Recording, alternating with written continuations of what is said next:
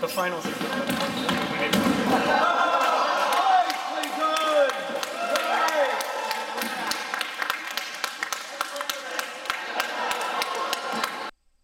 So for our first bit of analysis, let's take a look at that last clip where at first glance it appears that the man in black launches himself right out of the ring. Let's look at the clip one more time.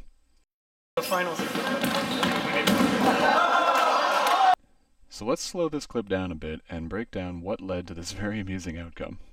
First, the fighter in black rushes Ian with his offhand in an attempt to push him out of the ring. If we freeze here, we see that his attack is very committed, and he's actually caught Ian fairly flat-footed here.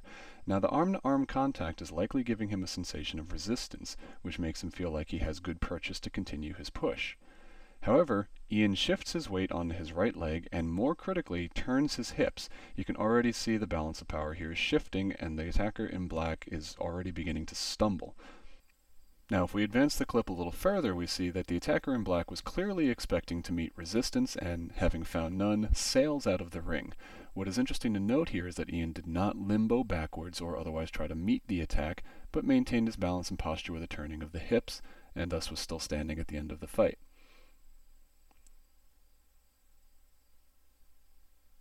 On an amusing note, it's clear that Ian was pretty surprised by this outcome as he gives this shrug as he turns away to retake his corner. Let's break down a semi-final bout between myself and Jeremy S., where a turning of the hips was the decisive factor.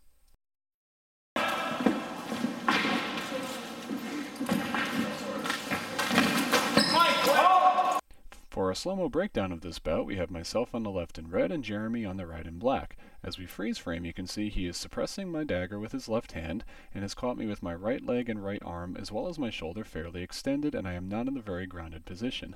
My hips are turned towards the inside, leaving my left arm in a very poor position to deal with his incoming attack from above, which he then delivers. In this next frame, it's clear that my left arm was both late and off target in attempting to deflect his attack. Therefore, the only thing that saved me was a turning of the hip and shoulder. This causes his attack, which would have been very decisively struck to my collarbone and neck, to miss by a mere inch or two. Because Jeremy's very committed attack met no resistance whatsoever, the inertia of it actually serves to pull him off balance. This is one of the major advantages of avoiding action as opposed to a deflection or a blocking action. This overswing grants me desperately needed time to recenter my posture and balance and deliver my counterstroke, which promptly misses. Nonetheless, the initiative of the engagement is now clearly in my favor, and I am able to strike a decisive blow to Jeremy's neck before he is able to regain either his balance or the initiative. As you can see in this freeze frame, my hip is once again turned towards my right in order to support my attack from the right, as well as voiding away from his dagger stroke towards my left hip.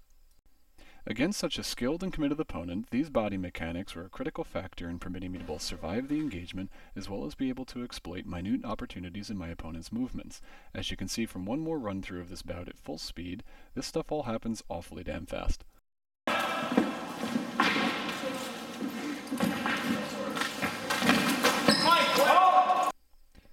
For our final breakdown, I would just like to draw attention to one more instance where a turning of the hip was a decisive factor in the outcome of a bout.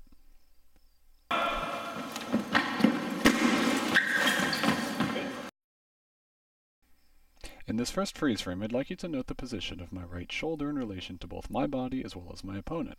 When Jeremy strikes his thrust, my left hand comes up to begin to deflect, but at the same time my right shoulder and right hip begin to pull back to void out of the way, both buying me more time and distance to execute my deflection.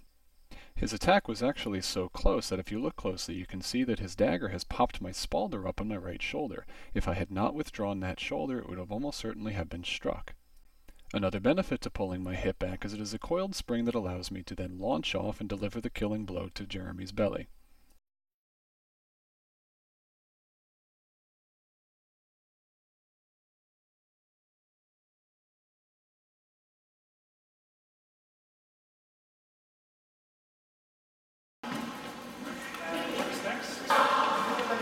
Score is 2-1 blue.